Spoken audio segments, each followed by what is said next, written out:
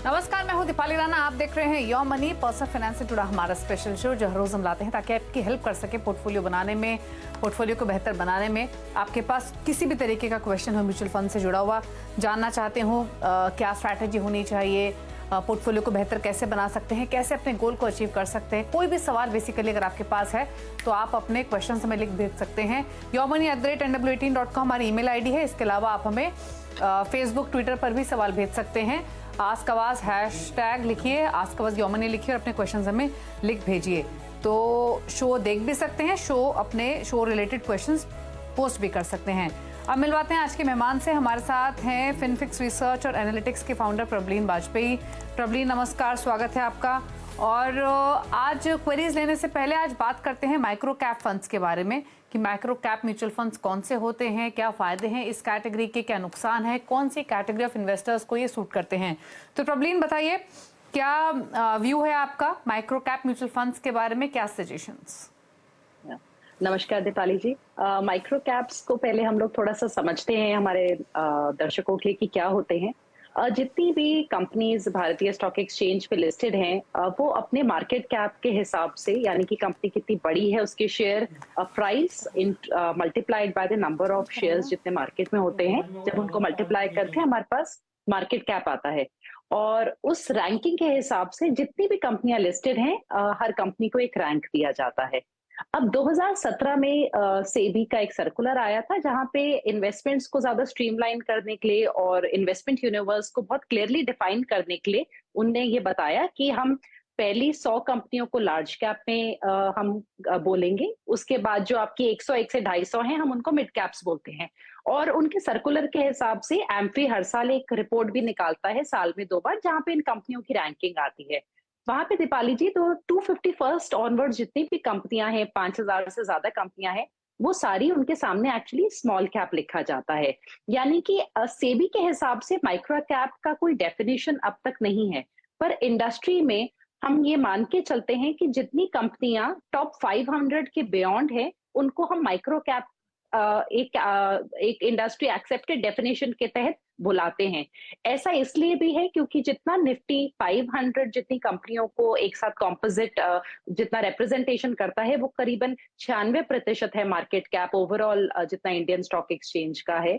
और जो बची हुई ये कंपनियां हैं, यानी कि सिर्फ 4% का एक एलोकेशन उनके पास है, उनको माइक्रो कैप बोला जाता है।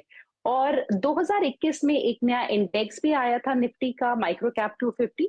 उन्होंने अपने उस इंडेक्स में 501 से लेके 750 की जो रैंकिंग की कंपनियां हैं, उनको माइक्रो कैप बोला है। तो ब्रॉडली माइक्रो कैप कंपनियां वो हो गई जो बहुत छोटी हैं साइज में। और अगर हम निफ्टी के इंडेक्स के पॉइंट ऑफ व्यू से देखें तो ये 250 कंपनियों का एक इंडेक्स बनता है इनसे। और अदरवाइज जितनी हमारे पास नीचे की छोटी कंपनियां रह जाती हैं, जिनके मार्केट कैप 1000, 1500, 500, 200 करोड़ के हैं, उन सबको हम माइक्रो कैप कहते हैं। ओके, अच्छा प्रबलीन, फिर माइक्रो कैप इंडेक्स के क्या फायदे हैं, कौन सी कैटेगरी ऑफ इन्वेस्टर्स को ये सूट करते हैं, रिस्क क्या हो सकते हैं इसके साथ?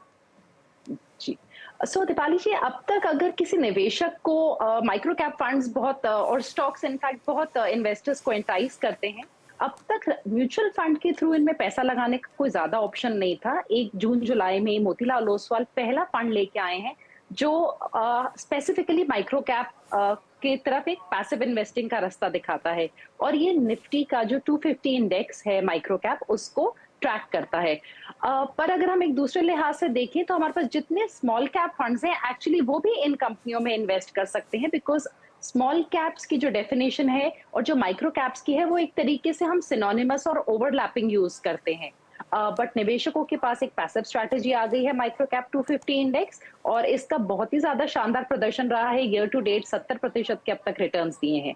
इसके अलावा एक बंधन म्यूचुअल फंड ने एक एक्टिव माइक्रो कैप फंड के लिए अप्लाई किया है, जिसका अब तक अप्रूवल नहीं आया है, पर वहां पे वो एक्टिवली माइक्रो कैप स्टॉक्स को पिक करेंगे और उनका एक्सपोजर इन्वेस्टर्स को मिल पाएगा।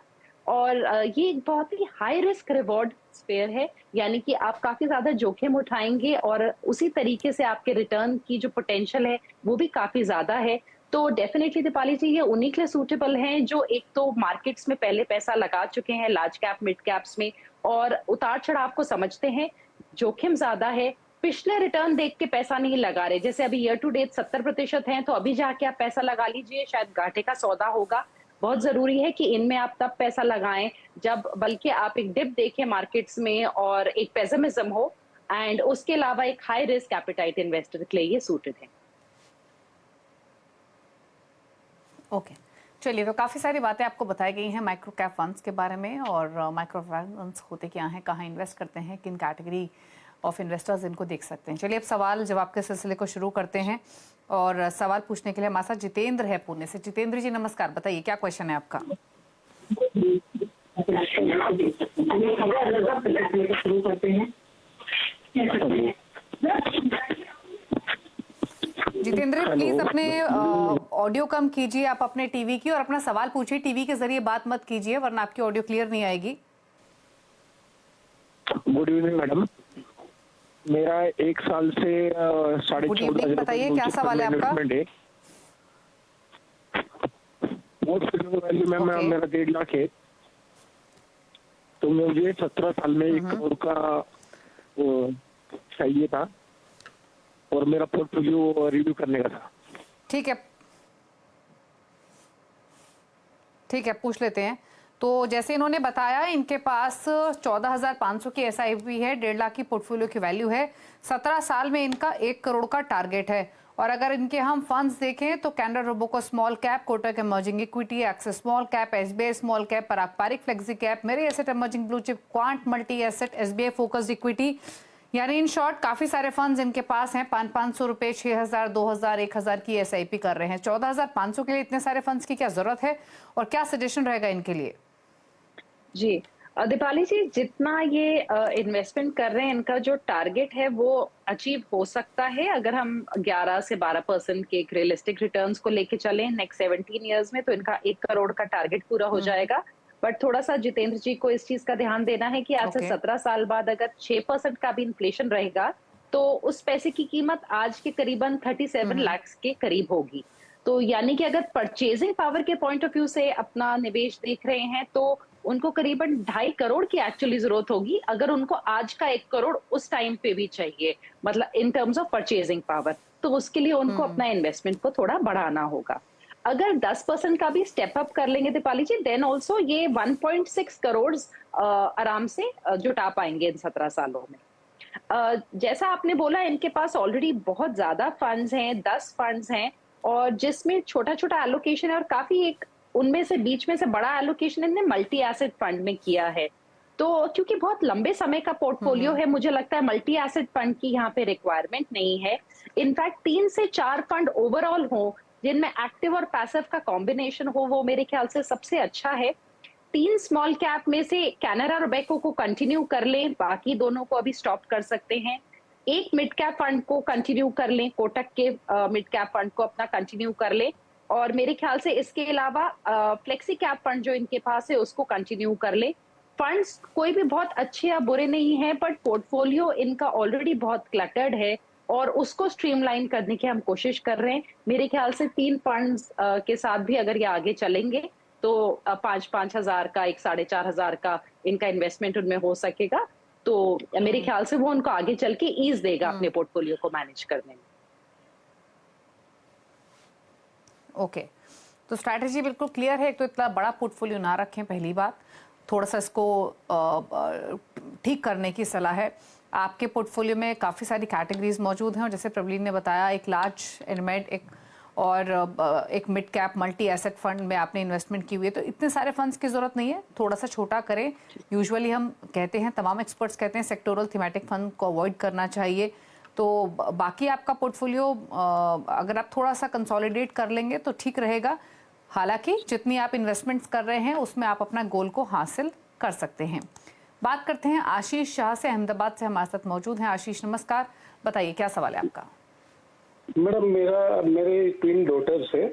उन लोगों ने जब 18 इयर्स का एज अचीव किया, तो मैंने दोनों को 2,500 की SIP गिफ्ट की मेरा एसेट इमर्जिंग ब्लू चिप में। तो लेटर ऑन मेरी daughter one of my daughter ने MBBS क्लियर किया तो उसका स्टाइपेंड स्टार्ट हुआ, तो वो स्टाइपेंड स्टार्ट हुआ तो मैंने उसकी 5 अलग अलग फंड में SIP स्टार्ट की, तो वो डिटेल मैंने आपको भेजी हुई है। और उसके अलावा मेरी जो सेकंड डॉटर है वो मेकअप आर्टिस्ट है, तो उसके लिए मैंने 3 अलग अलग फंड में इन्वेस्टमेंट किया है, तो उसकी भी डिटेल भेजी हुई है। तो मुझे ये जानना था कि ये जो मैंने मीन्स SIP स्टार्ट की है वो फंड सही है कि नहीं है। ओके, तो 10,000 के जो फंड्स हैं आपके पास वो आपने अपनी डॉटर के स्टाइपेंड मनी से स्टार्ट किए हैं, और जो दूसरी डॉटर के लिए आप खुद से इन्वेस्ट कर रहे हैं वो शायद 8,500 के आसपास का है, करेक्ट? हाँ करेक्ट, वो मेरी डॉटर ही खुद ही इन्वेस्ट। अब मुझे एक चीज बताइए, कोई टारगेट लेके चल रहे हैं आप? अच्छा, उन्हीं का इन्वेस्टमेंट है, आप मैनेज कर रहे हैं, चलिए अच्छी बात है। मैं मैनेज कर रहा हूँ। अब कोई होराइजन लेके चल रहे हैं, कोई कितने टाइम का है, कोई गोल है? नहीं, बेसिकली मैडम कोई गोल नहीं है, बट एक इन्वेस्टमेंट का हैबिट थोड़ा डेवलप करना है इनका, वही रीजन है। ओके, ठीक है, बिल्कुल बिल्कुल। तो बहुत अच्छी बात है, आशीष जी अपनी डॉटर्स के बिहाफ पे उनका पोर्टफोलियो मैनेज कर रहे हैं, और दोनों डॉटर्स ने थोड़ा थोड़ा कमाना शुरू किया है, और आशीष जी ने उस पैसे को टाइमली इन्वेस्ट करना शुरू कर दिया है। जैसे इन्होंने क्लियरली मेंशन किया, 10,000 पर मंथ SIP ये एक डॉटर की कर रहे हैं उसकी खुद की कमाई से, दूसरी डॉटर के लिए 8,500 की SIP कर रहे हैं अगेन उसकी खुद की कमाई से।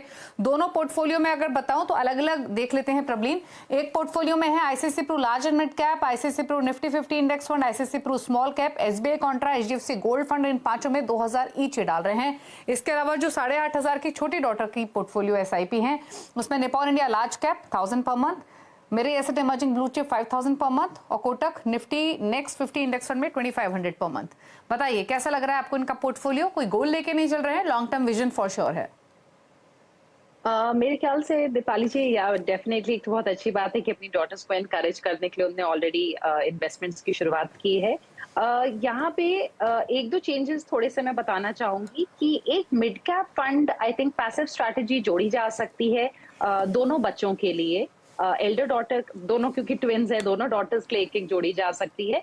मिड कैप में आप मिड कैप 150 इंडेक्स जोड़िए, जहां पे आपने नेक्स्ट 50 उठाया हुआ है वहां पे उसको आई थिंक आप एग्जिट कर सकते हैं, और आप वहां पे एक इक्वल वेट स्ट्रैटेजी, अगर आपको निफ्टी एक बच्चे के लिए अगर आपने निफ्टी 50 लिया है, आप दूसरे के लिए निफ्टी 50 इक्वल वेट ले सकते हैं, तो एक एक पैसिव लार्ज कैप फंड हो जाएगा दोनों के पास, और दोनों के पास एक एक मिड कैप 150 इंडेक्स आप डेफिनेटली डाल दीजिए, तो वो दोनों का एक कोर बनाएगा पोर्टफोलियो का।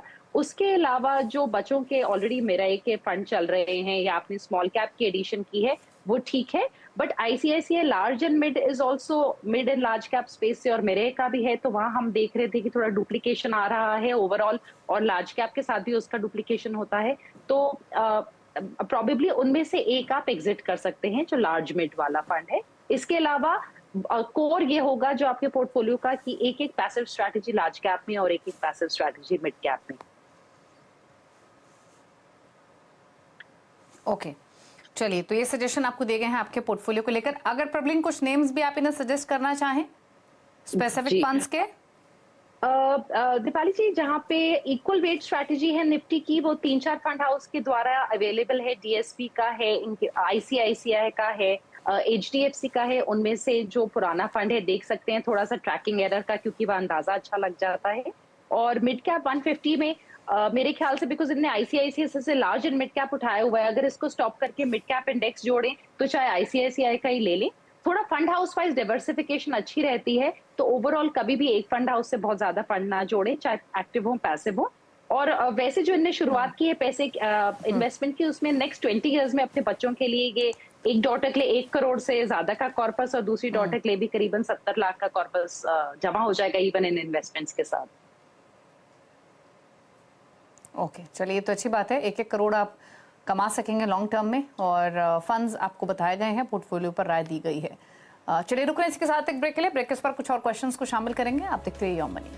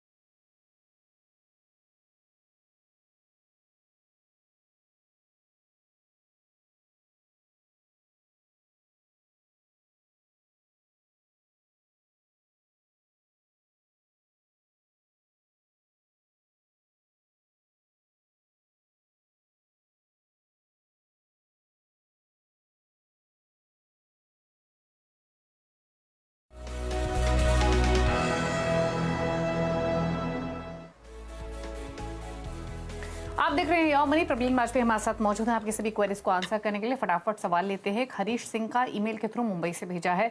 49 इयर्स इनकी एज है। फिलहाल इनके पोर्टफोलियो की वैल्यू 42 लाख रुपीज है और 10 साल में 2 करोड़ का टारगेट है। जो इनकी एसआईपी है वो मैं क्विकली बता दूं, काफी बड़ा पोर्टफोलियो है प्रवीण, जहां पर 500 रुपए से लेकर 10,000 की एसआईपी कर रहे हैं। तो ये वेरिएशन बहुत है इनके एसआईपी अमाउंट में। अब किस फंड में कितना डाल रहे हैं मैं क्विकली मेंशन कर देती हूँ। मेरे एसेट इमर्जिंग ब्लू चिप में 10,000 per month, Canara Robeco emerging equity में 6,000 per month, Parag Parikh flexi cap में और निपॉन इंडिया स्मॉल कैप दोनों में 3,000 per month, SBI small cap में 5,250। इसके अलावा 4 फंड्स हैं, Kotak small cap, Quant small cap, Kotak emerging equity, Mirae Asset mid cap, इन चारों में 2,000 ईच।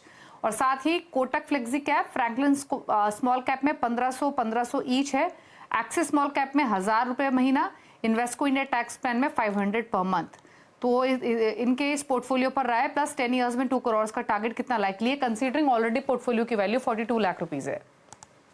जी, बहुत ही इलाबोरेट पोर्टफोलियो बना हुआ है दीपाली जी इनका। और इनका जो अभी करंट एसआईपी अमाउंट है और जो इनका ऑलरेडी एक्यूमुलेटेड अमाउंट है, इसके साथ इवन अगर हम 11% का एक ओवरऑल पोर्टफोलियो रिटर्न्स लेके चलें तो अपना टारगेट ये 10 साल में मीट कर लेंगे।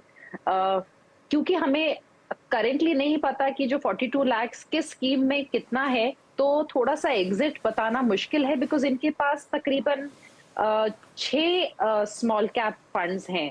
तो अगर हम कोई जिन फंड्स में इनके पास थोड़ी बड़ी रकम है उनको कंटिन्यू कर ले, बिकॉज ये ऑलमोस्ट सारे ही ठीक है। अगर किसी में नई कोई इन्वेस्टमेंट शुरू की है तो मुझे लगता है उसको डेफिनेटली स्टेज पे अवॉइड करना चाहिए, बिकॉज बहुत ज्यादा क्लटर हो रहा है पोर्टफोलियो में।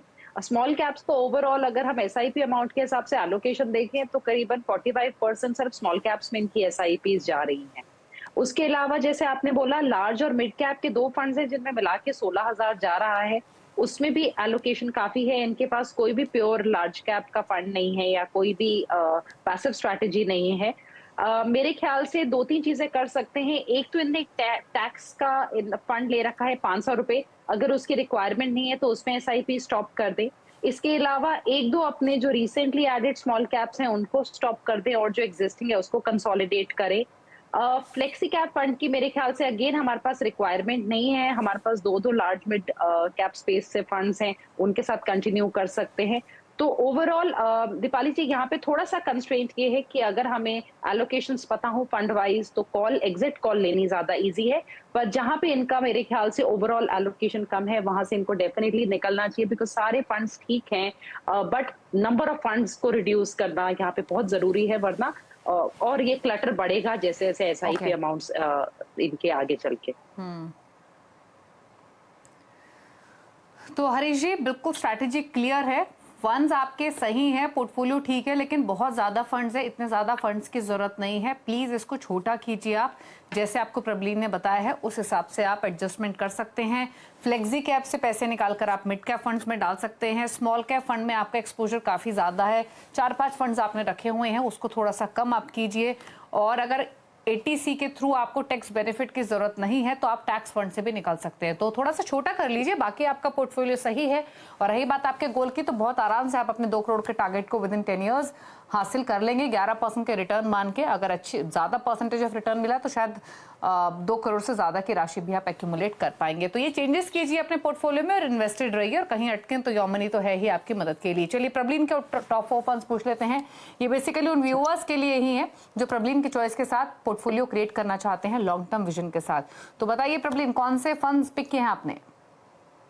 दीपाली जी 2 एक्टिव फंड्स और 2 पैसिव फंड्स हैं। पहला है एडेलवाइज का लार्ज मिड कैप 250 इंडेक्स। ये पूरी जो मार्केट है, हमारी मार्केट कैप जितनी बड़ी हमारी इंडियन स्टॉक मार्केट्स है उसका 87% कवर कर लेता है ये अकेला फंड।